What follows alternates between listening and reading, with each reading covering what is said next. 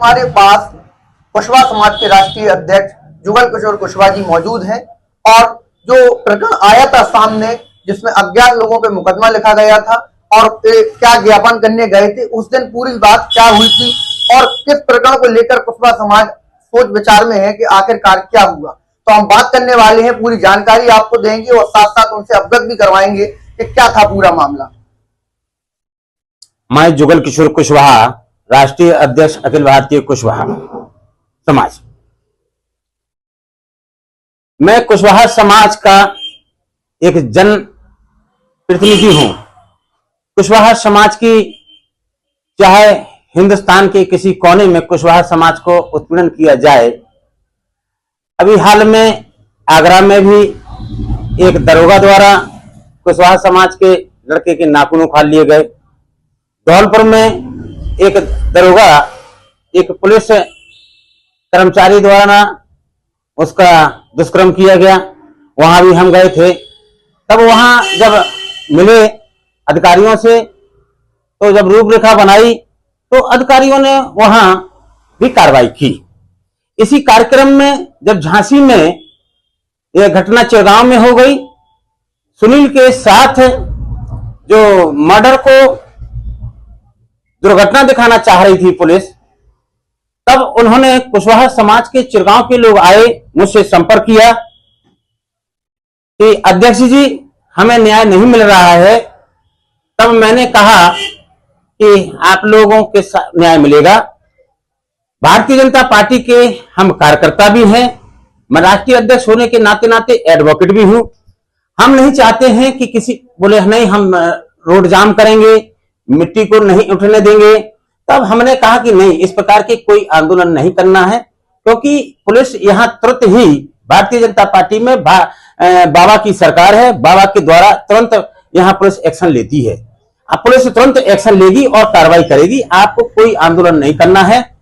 मकर संक्रांति का दिन था, तब उन्होंने कहा कि हम आ रहे हैं। हमने नहीं, पहले डेड बॉडी का दाह संस्कार कर दीजिए। नहीं, जिसके घर में घटना हो जाती है और उसको न्याय नहीं मिलता है तो वो पूरा घर परिवार में दिक्कत होना शुरू हो जाती है। तब वो आ गए, तब मैंने कहा चलो मैं आ रहा हूं।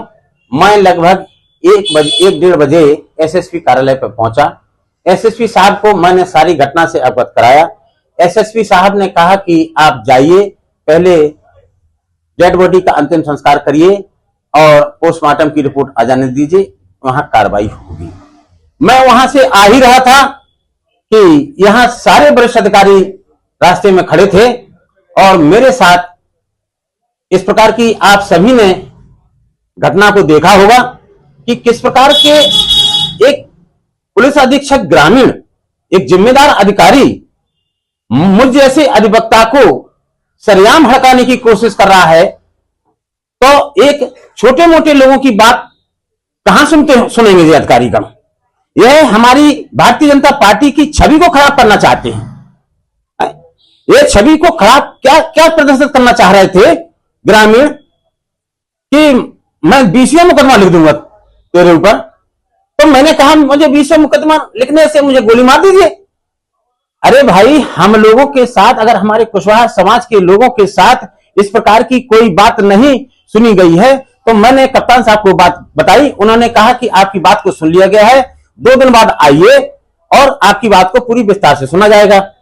बस मैं जा रहा था, रास्ते में इस प्रकार की घटना घटित हो गई। घटना घटित हो जाने के लिए पूरे हिंदुस्तान में कुशवाहा समाज उत्तेजित हो गई कि हमारे राष्ट्रीय अध्यक्ष के साथ इस प्रकार की घटना घटित हो रही है और इस प्रकार का अपमानित किया जा रहा है, एक वकील को अपमानित किया जा रहा है, तो आप छोटे लोगों की क्या सुनेंगे। तो फिर कल हमको एसएसपी साहब के पास में पुनः गया था कुछ लोगों के साथ। वरिष्ठ पुलिस अधीक्षक जी ने हमारी बात को अच्छी तरह से सुना। उन्होंने लेकर के कहा कि हमने चिड़गांव के इंस्पेक्टर का ट्रांसफर कर दिया है और सीओ सिटी साहब बैठे हैं सामने, यह इनसे कह दिया कि जल्दी से जल्दी गिरफ्तार करो और कुशवाहा समाज और मेरे ऊपर जो मुकदमे लिखे गए हैं उन मुकदमों को हम खत्म करने का आश्वासन दिया है। लगातार आपकी जो तीखी बहस वहां पर जो हुई थी पुलिस प्रशासन आपकी तो उसको किस दृष्टि से देख रहे हैं? आप भी राजनीति पार्टी में वर्तमान में हैं, तो क्या लगता है कि समाज का उत्पीड़न हो रहा है कुशवाहा समाज का? देखिए, भारतीय जनता पार्टी में उत्पीड़न तो किसी का भी नहीं हो सकता है, मगर हाँ, छोटे कर्मचारी उस बात को दबाने की कोशिश करते हैं। जब बड़े अधिकारियों के पास पहुंचती है तो तुरंत एक्शन लेते हैं। मैं इसलिए ही कप्तान साहब के पास गया था कि वहां के थानेदार ने इसको दुर्घटना दिखाना चाहता है, हत्या को। हमारी कोई ज्यादा बड़ी बारी बात नहीं थी, हम वहां के निपट के चले आए थे। वहां एसपी ग्रामीण पता नहीं किस प्रकार से मेरे ऊपर गुस्सा निकालना चाहते थे कि वह सरेआम मेरी बेइज्जती करने पे उतारू हो गए। उस परिवार में जब आप वहां पहुंचे तो क्या स्थिति थी, और परिवार किस स्थिति में वहां काम वाम वो लोग करते थे जिस परिवार के पीड़ित परिवार के पास पहुंचे आप? पीड़ित परिवार के व्यक्ति वहां काम करते थे। उनका जो सुनील है, सुनील वहां पर ट्रैक्टर चलाने का काम करता था। उसको मजदूरी नहीं देते थे, 100 रुपए रोज देते थे, 300 रुपए रख लेते थे। काफी समय से, 1 महीने से उसकी मजदूरी नहीं दी थी। उनके परिवार के लोगों ने बताया तो वह जा नहीं रहा था। उस दिन उसको जबरदस्ती ले जाकर के 1 घंटे के अंदर ही उसकी हत्या कर दी गई। हत्या करके साफ दिखाई दे रहा है कि मोटरसाइकिल पर उसकी डेड बॉडी को ले जाकर के दफनाने के लिए जा रहे। जेसीबी गड्ढा खोद रही है। तब गांव वालों को मालूम पड़ा, उनके परिवार वालों को मालूम पड़ा, तो सारे परिवार के लोग वहां पहुंचे, और अगर नहीं पहुंचते तो वो उसकी डेड बॉडी को दफना देते और उसको डेड बॉडी मिलती ही नहीं। इसलिए हमने ये बात को रखी। हम चाहते हैं कि किसी भी प्रकार के, हमारी समाज सीधी सादी समाज है, सब्जी उत्पादन का काम करती है, खेत किसानी में लगी रहती है, उसे ज्यादातर ज्ञान नहीं है, मेहनत मजदूरी करके काम करती है, किसी भी प्रकार के फ्रॉड और चालबाजी का काम नहीं करती है। तब हम अपने समाज के लिए हम अपने आगे नहीं आएंगे, समाज के लोगों की मदद नहीं करेंगे, तो इनकी मदद कौन करेगा? जब उन्होंने हमें इस प्रकार का बात को चुना है कि आप हमारी समाज की हमारी बात रखिए, तो हम अपनी बात समाज के बात अधिकारियों को नहीं रखेंगे, और समाज के बड़े अधिकारी जो हैं हमारा इस प्रकार से हमको बेइज्जती करने की कोशिश करेंगे, तो छोटे हमारे समाज के लोग कैसे इस प्रकार के विकास हो सकता है? समाज को क्या संदेश पहुंचने वाला है? समाज को लेकर क्या जागरूक कहेंगे अभी, क्योंकि वर्तमान उनको लगा, तो उसको लेकर क्या कहेंगे? जिस प्रकार से वरिष्ठ पुलिस अधीक्षक जी ने हमको आश्वासन दिया है, गिरफ्तारी शीघ्र हो जाए, मुकदमा जो फर्जी लिखे गए हैं, क्योंकि वहां तो एनएच है ही नहीं। चिरगांव में जहां जो घटना घटित हुई वहां एनएच नहीं है, एनएच पे जाम नहीं लगाया है। वह थाने में तो जब कोई आक्रोश होती है तो डेड बॉडी के साथ तो 10-50 लोग वैसे ही पहुंच जाते हैं, तो उन्होंने कोई जाम लगाने का काम नहीं किया है। अगर एनएच को जाम किया होता तो वह प्रशासन साबित करे कि हमने एनएच पे जाम लगाया है, तो मुकदमा एनएच पे, तो हम भी कहेंगे। हम वकील हैं, हम किसी को भी कानून का उल्लंघन नहीं करने देंगे। वह हमको एसएसपी ग्रामीण उकसा रहा था कि हम किसी भी प्रकार के कानून का उल्लंघन करें।